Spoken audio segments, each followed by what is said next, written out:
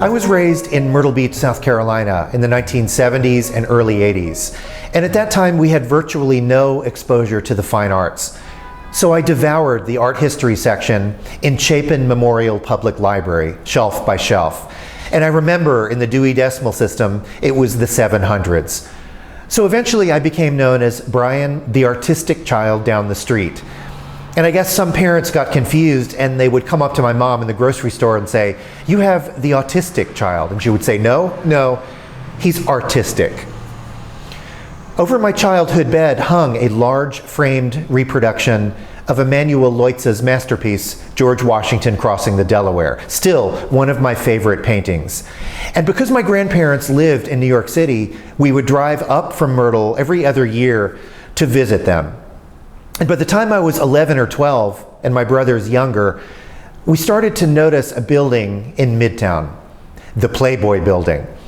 Now, I had an idea of what Playboy was because I had a treehouse, but still, we would walk very slowly by the building with our hands cupped over our eyes, wondering what kind of naughtiness was going on behind those walls. And then we'd go around the block really fast and then come back around again. And years later, I think it taught me a little bit about the difference between perception and reality. Our perception was that it was some kind of cauldron of sin, and in reality, it was a boring corporate office. About 20 blocks north of that building is the Metropolitan Museum of Art. And my parents took me to see George Washington Crossing the Delaware for the first time. And as we stood before the massive canvas, everyone commented on how real it looked, just like the real thing. And I got close, really close, and thought the exact opposite. How fake this looks. I can see how he made this. How he took pale turquoise and dirty white and folded it with a knife and then pulled it with a brush to give me the sensation of ice on the river. This was not reality. This was manufactured.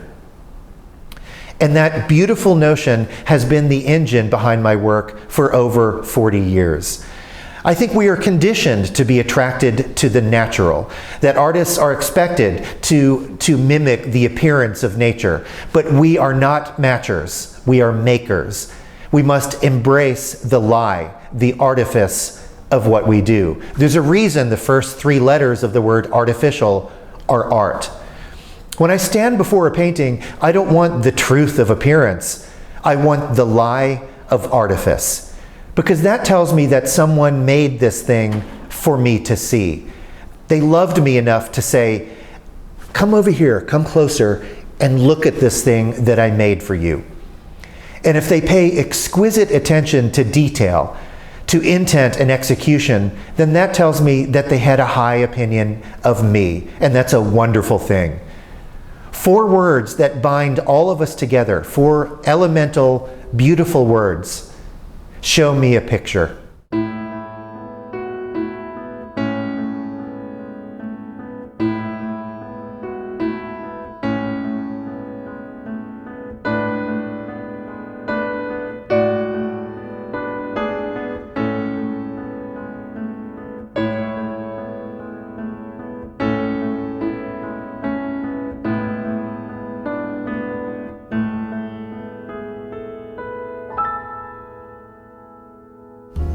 Here are 2 large recent paintings of mine. Willow in a Windstorm from a show at Forum Gallery here in New York City, and Orion, shown at Llewellyn Gallery in Santa Fe. Both paintings show my commitment to the landscape image by their use of high horizons, which in art history signifies the ground beneath our feet, the earthly, as opposed to featuring more sky, which refers to the celestial realm. I am, and always have been, a child of the dirt, which is why, as a kid, I always identified with Pigpen instead of Charlie Brown. Willow is a predominantly cool painting of gray mauve and cobalt blue. The left side refers to the bruised light of winter, and the right side suggests the savage heat and humidity of the southern summer. The idea of standing in one season peering into another was used by Peter Bruegel the Elder in The Harvesters, in which we stand in autumn and peer into summer in the distance. I use a range of brushes from thin filberts to large, wide flats. And there is a lot of very thick paint, which I detest. But I don't use thick paint out of passion or bravura. I use thick paint to make space. Thick is close, thin is far. Content is a function of how far or near something appears from your face. Orion's warmer palette is contrasted by the large, flat, purple tree form on the right. That purple is deliberately thin and flat as a way of time traveling back to when the canvas was new and untouched. I also leave little glimpses of raw linen showing for the same reason, to remind the viewer of the painting's history, making something where there was once nothing. The large brick red tree on the left leans, which is a device in landscape painting to suggest that some weather event, a thunderstorm or high winds, occurred in the past. I am using diagonal shadows to create unity and rhythm among the paintings, and you can really sense it when you stand in the gallery. Art historically, vertical lines suggest the human figure, horizontal lines the landscape, and diagonals movement or the promise of it.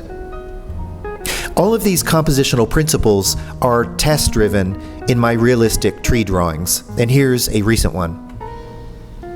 These are all pencil on paper and are usually made on site in South Carolina. Everything a painter needs, direct and reflected light, shadow, volume, and line, is bundled under their ancient canopies. But these are not studies. They are my way of imprinting the architecture of nature directly onto my nervous system. They are the first step in bending the laws of nature to fit the flat laws of art.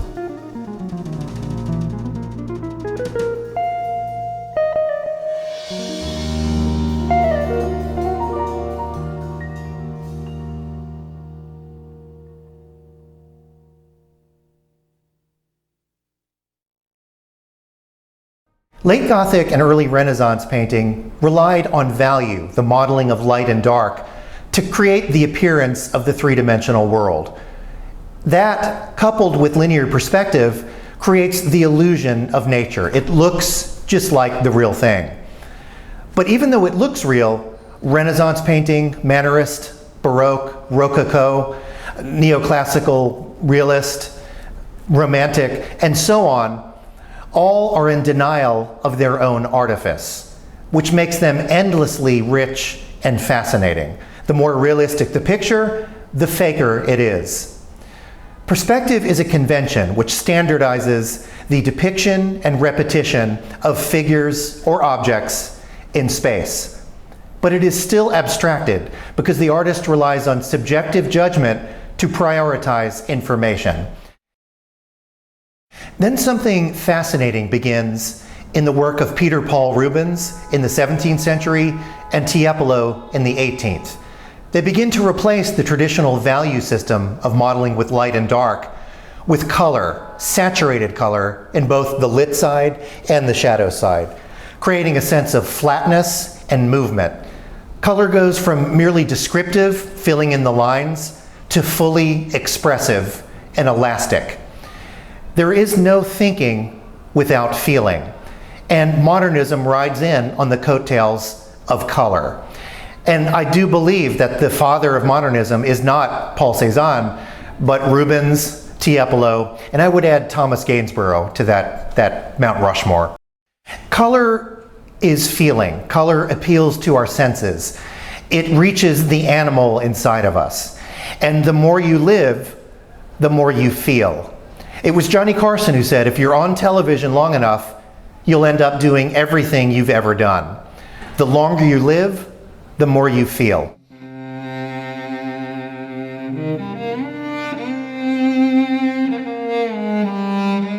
I laugh when painters claim to make political painting, because all painting is political. The very act of making a work of art is a political act.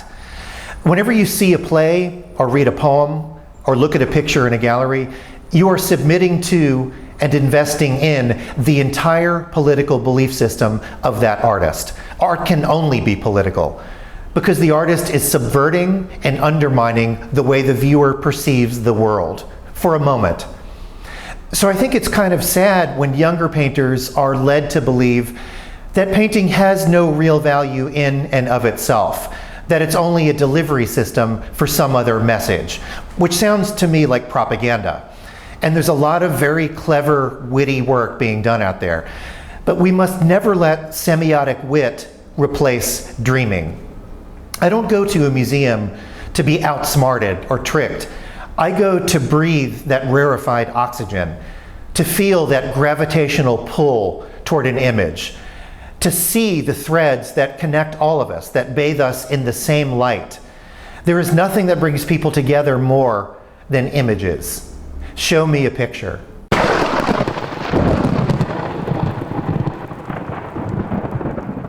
I'll let you in on a little secret.